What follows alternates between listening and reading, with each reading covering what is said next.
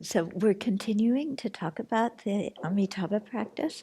So I did two videos on it, talking about refuge and bodhicitta last week, and then the day before yesterday, just to comment a little bit on what Sukhavati and Amitabha are about. And I want to continue that today. And then this whole thing is going to be, a discussion that goes on for a while. So it won't necessarily be every day because we have a retreat coming up. But hopefully, if you have questions, they'll be answered as we go along. One person did write in with a question already, asking if it's necessary to have a Jainang, commonly translated as permission or initiation, to do the Amitabha practice or to recite the mantra. And no, it's not necessary to have those.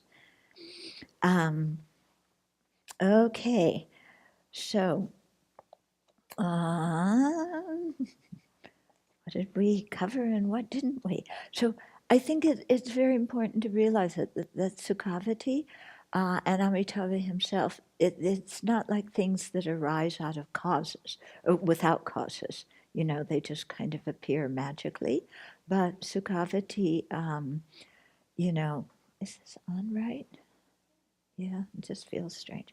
Yeah, it's not that Sukhavati arises out of nothing. It arises out of causes and conditions, which are Amitabha's collection of merit, collection of wisdom, and his unshakable resolve to set up this kind of pure land for regular sentient beings who have afflictions. And this pure land, like everything else, exists within the emptiness of inherent existence. Okay, so this is important. Otherwise, we tend to think of Amitabha like God and the Pure Land as some inherently existent heaven or something like that. But all these things appear to the mind on the conventional level, but they all lack inherent existence. And it's because they are empty of inherent existence that they can be produced and can come about. Because if things had some kind of immutable essence, then there's no way they could be affected by other factors. So there's no way they could arise at all. So it's important to keep this in mind when we meditate on Amitabha and on Sukhavati. Okay, so Amitabha made many unshakable resolves. They've been consolidated into 48, which at some point we'll talk about. And if you want to consolidate those 48 into like a principal one, then it would be his determination to establish this kind of pure land for ordinary beings. Okay, so there's different kinds of pure lands and different kinds of beings are born in them. So what I'm saying now is more specifically to Amitabha's pure land. Don't generalize this to every time you hear the word pure land or Buddha field, because there's many different types and different kinds. So in some pure lands, when you're born there, then you will become enlightened, kind of fairly quickly. In Sukhavati, that's not the case, because you arrive there, you still have defilements, and you still have to practice the path, and you have to work hard. Okay, so it's not an instant ticket to instant awakening. And because you're born there, it also doesn't mean that you can skip different levels of the path or skip over having some realizations. In other words, it's like it's a discount ticket. You don't have to do as much as other people. No, you still have to gain all the realizations of a fully awakened Buddha. You still have to purify, all the defilements. You still have to develop all of the qualities of a fully awakened one. But the thing that makes Rebirth and Sukhavati advantageous is that the environment is very conducive there. Okay, so it was set up by Amitabha, so he's going to do his best according to his ability, which cannot override our karma. to set up a good conducive environment. Okay, so they always talk about a Buddha's ability and our karma being kind of equal in strength. If the Buddha's ability was stronger than our karma, then we would already be awakened, because the Buddhas would have enlightened us, because they see absolutely no reason for us to continue suffering in samsara. But they are free from their side to benefit us in the most effective way, but we aren't the most receptive vehicles, and that's what the problem is. Okay, so we have to still increase our receptivity to the Dharma teachings, which involves challenging a lot of our old preconceptions, our old habits, emotional habits, ways of thinking kind of habits, our whole view on the world. Everything has to be re-examined and challenged.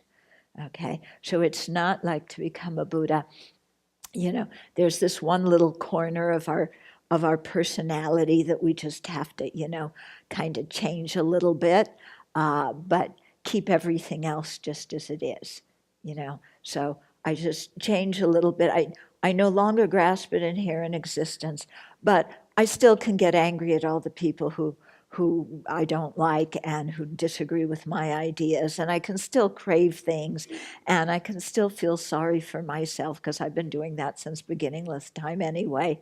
So it's not like that, okay? Everything gets brought up and looked at. It doesn't mean that we all come out with cookie cutter personalities when we're enlightened, you know. It's not like that at all. I mean, that's why there's so many different forms of Buddhas, because they express their enlightenment in different physical manifestations, and they have different specialities, even though they all have the same realizations. So your person, we still have certain personalities. It's not, and you still have to deal, with whatever kind of body you manifest in for the benefit of sentient beings. But we have to purify the whole kit, the whole kit and caboodle, yeah, everything. Okay, so in Sukhavati, what makes it very, conducive is it's a beautiful environment. Okay, so no smog, no pollution, no wildfires, no floods, no earthquakes. Except they say that when somebody generates bodhicitta, the earth shakes. But I don't think those are the earthquakes that kill people. I think it must be another kind of earthquake. So the ground is smooth. It's not rough. There's no stones. There's no thorns. There's no hot asphalt that burns your feet when you walk barefoot on it. There's a very expansive view. Okay, no smoke in the air from forest fires. No forest fires.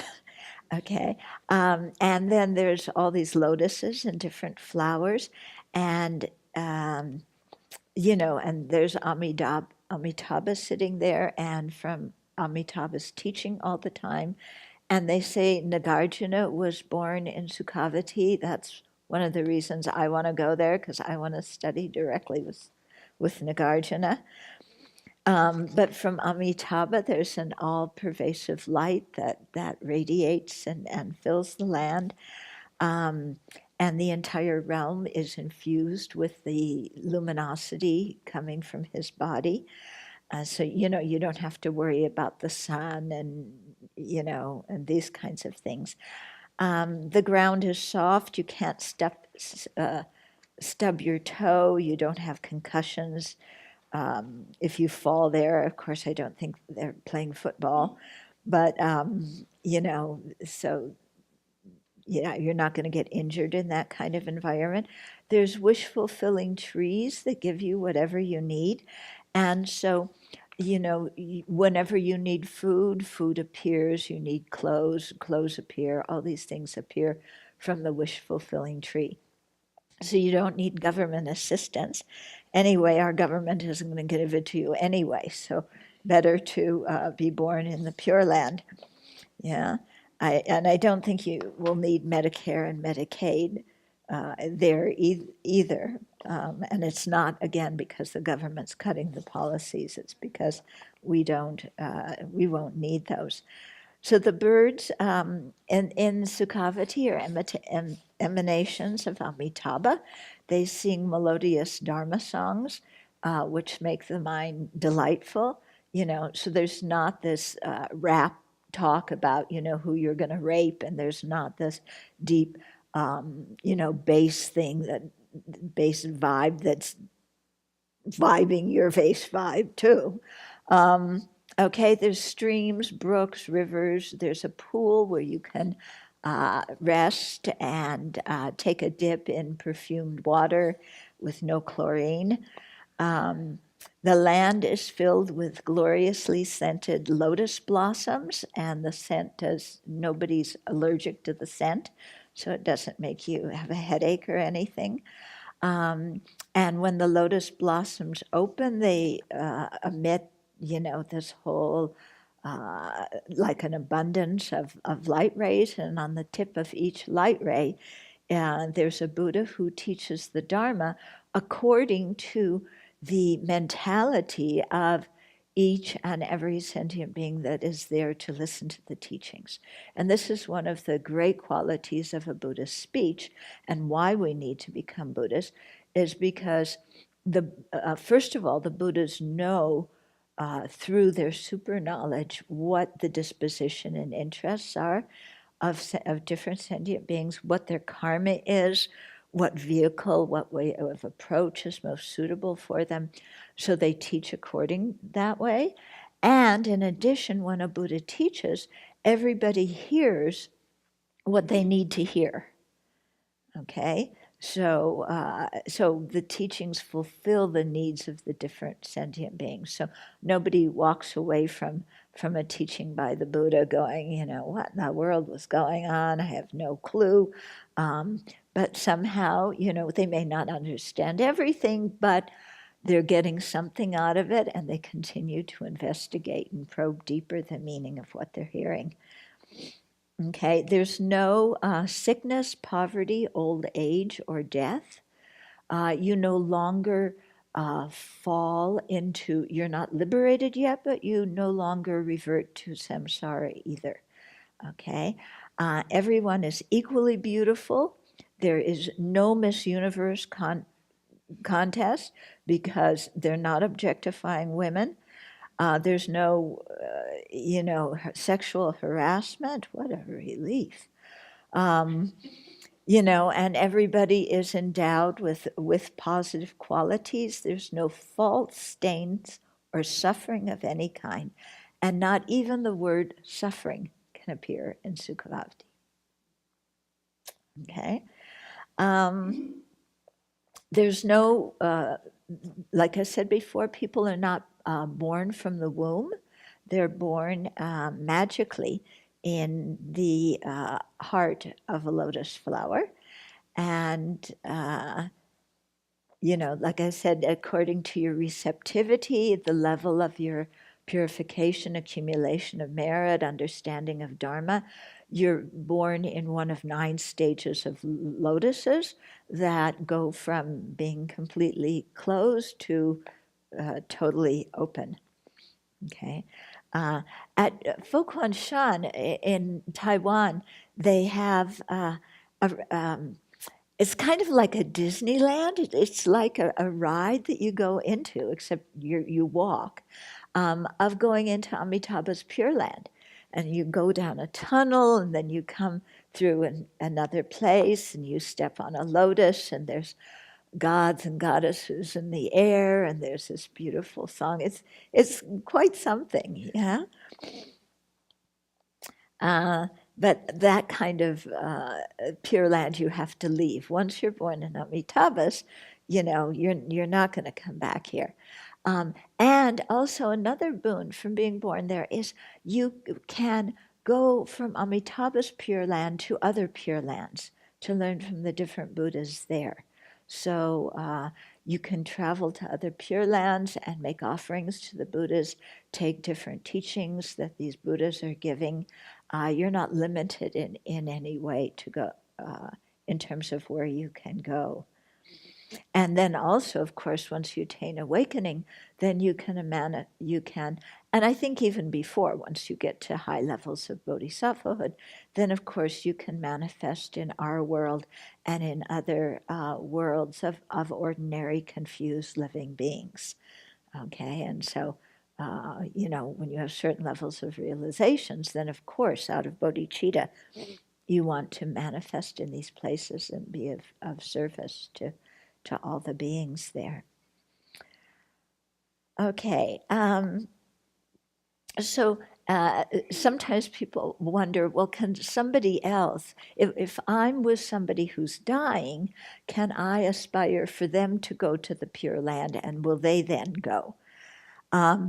No, having the aspiration to be reborn in the Pure Land is like eating and drinking and sleeping. It's something we have to do ourselves. Somebody else can't do it for us.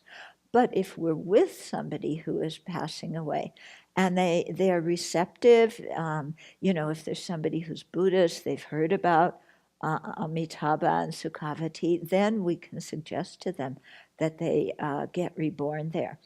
And some teachers say you can also do poa for other living beings so that they'll be reborn there. His Holiness says that for you to transfer somebody else's consciousness to the Pure Land, you have to have very high realizations, because right now we can't even transfer our own mind to Sukhavati, let alone somebody else's. Of course, it helps other people, if you know that practice, for you to do it and for you to make prayers for everybody. But really, it's only somebody with great realizations who can actually transfer another being's consciousness to Sukhavati. So again, it's something we have to do ourselves. But of course, people's doing the practice for us, and praying for us and so on, it helps. It sets up a good kind of energy field so that our own good karma can ripen. What else?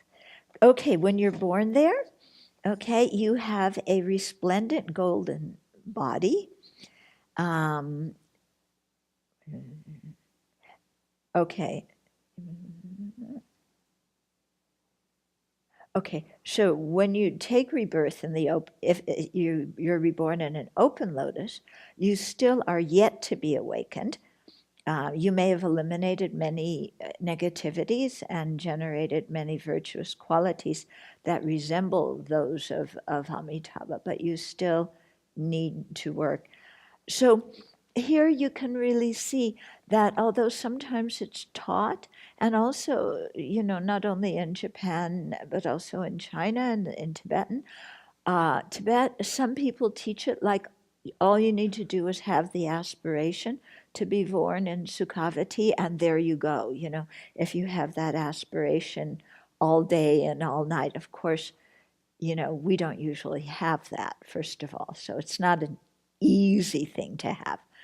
But also, because there's these different stages of lotuses that you're born into, and because everybody's born there, of course, taking our karma and whatever level of Dharma understanding we've had before with us, it makes sense to really practice good ethical conduct in this life, to learn the Dharma well, to generate bodhicitta, to develop an understanding of emptiness, to practice the 6 perfections, the 3 higher trainings, to do all these other things here, because that not only makes it easier for us to be born in Sukhavati, but once we're born there, then, we have all of that under our belt already.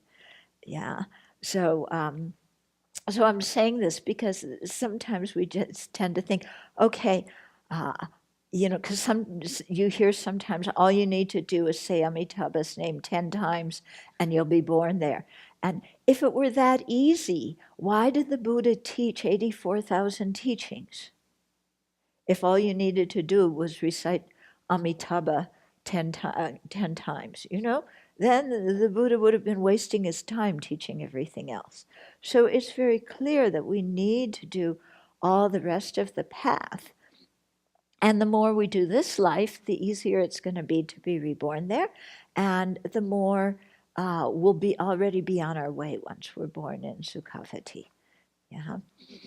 So the point is, don't just think this is an easy way out, so that you can mess around and create a lot of virtue in samsara, and then at the time you're dying, create a lot of non-virtue in samsara, and then when you're dying, say, may I be born in Sukhavati, namo tofo, namo tofo, namo tofo, namo tofo, namo tofo, namo tofo, namo tofo, namo tofo, namo tofo. Okay, that's it. Okay, we shouldn't have that kind of simplistic understanding. Okay. On the other hand, Buddha Shakyamuni said, to pray to be reborn in Sukhavati accumulates as much merit as if you were to offer the 7 types of jewels and other precious substances filling the 3,000 world systems. Okay. Now we read statements like that. 3,000 world systems means 10 to the 8th power. And to fill all those world systems with the 7 kinds of jewels and other precious substances and offer those to the Buddha. And you might think, wow, that would create so much, good karma. And here aspiring to be reborn in Sukhavati is even greater, greater virtue.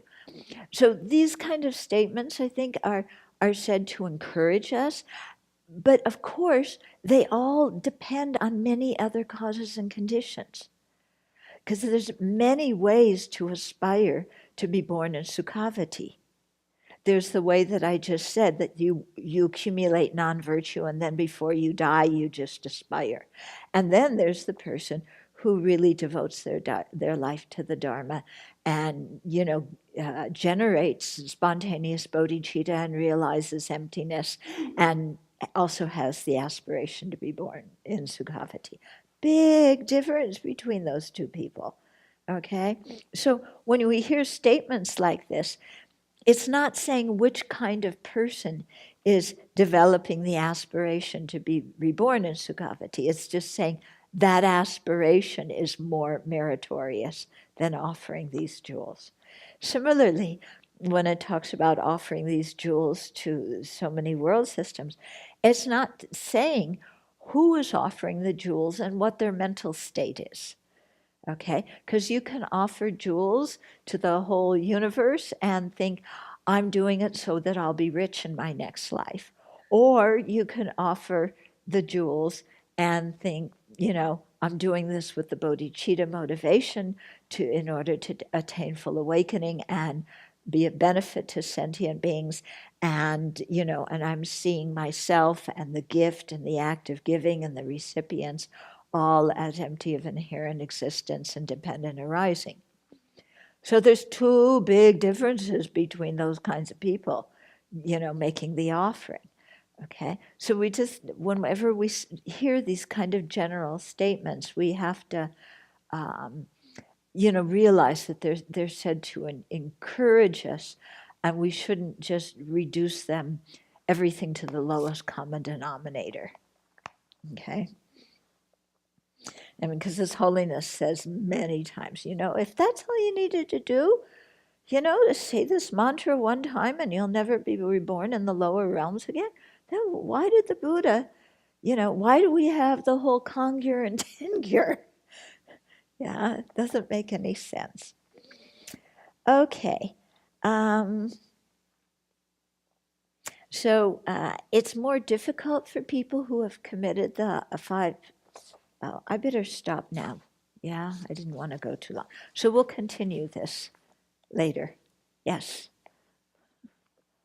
Do you have to have a bodhicitta motivation to be reborn there? Because I think that if you were just concerned with personal liberation, you would get there and just bliss out. It sounds like a heaven. Yeah, it sounds like, and that you don't need bodhicitta to be reborn there. Also because there's some Shravaka arhats who are born there. Okay, but They're it's going to, ready and liberated though, but like people who are not yet liberated. yeah, Yeah. you know, I think that some of, people can have this selfish idea, I want to be born in Sukhavati because I don't want to go to the lower realms, um, and it sounds like a good place to hang out and say Namo Amitabha and generate that aspiration. And they can probably be reborn there depending on many other conditions. But they're not going to be born in an open lotus seeing Amitabha and having, being able to do everything right away because they still have to do a lot of purification. Okay?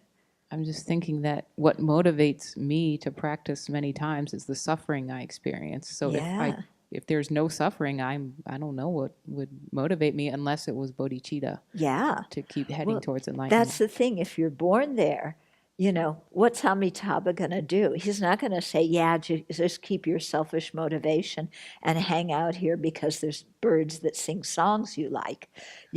Amitabha is going to push you to generate renunciation and bodhicitta. Yeah, of course.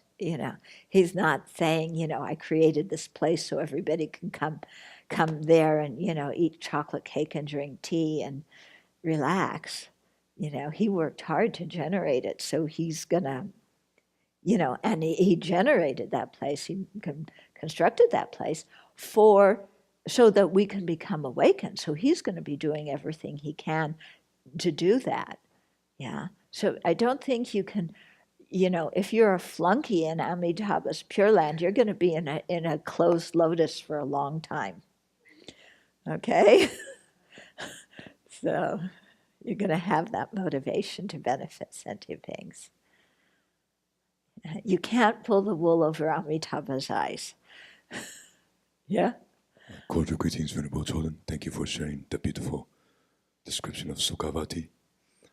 In Japan, there are several Pure Land schools. The two main six are Jodo Shu and Jodo Shinshu. Mm-hmm. Jodo Shinshu Shin Pure Land is probably the most radical and innovative of all the Pure Land six because it developed this concept of other power. But even in the Jodo Shinshu Shin Pure Land tradition, even they do not specify how many times you need to recite the mantra of Guru Amitabha Buddha, but they do say that you have to develop Shinjin, which is like a pure, complete faith and entrusting in Guru Amitabha's Buddha's vow. Mm-hmm. So even then, you have to have like a bodhicitta. Despite them being based on other power, they still specify you have to develop that true Shinjin first, and then you will be reborn in the Pure Land. Mm-hmm. So even this school does have this, and they do chanting. They don't have meditation stuff, but they do chanting and some rituals despite being based on the other powers. So when you say that there's no suffering there, does that mean that people don't have any afflictions manifesting? So there's no anger, no attachments? Well, I think because the environment's so good, you're not going to have a lot of afflictions manifesting. Yeah. Now, maybe you get jealous because somebody else has a different lotus than you do. Yeah, then if you have that kind of jealousy, you're going to be stuck in your closed lotus for a while. Okay, so I think the beings still have afflictions. They haven't eliminated them. But I would think that the afflictions don't come raging out the way they do in our world. Yeah. And probably if you generate some afflictions in Amitabha's Pure Land, Amitabha's going to say something to you right away. Yeah. Like, you can't mess off here, and here's the teaching for you. And, you prayed to be reborn here so that you could practice. So, keep your side of the deal. Of course, I'm putting words in Amitabha's mouth, but This is the way I imagine it to be. Yeah? Yeah, I don't think Amitabha is going to, oh, poor baby, you're craving chocolate. We only have pure Amitabha Sukhavati chocolate here, and you're really wanting Hershey's.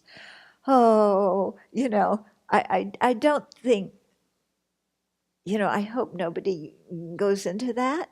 And, and if they do, I think probably there's going to be a lot of community pressure to drop that idea.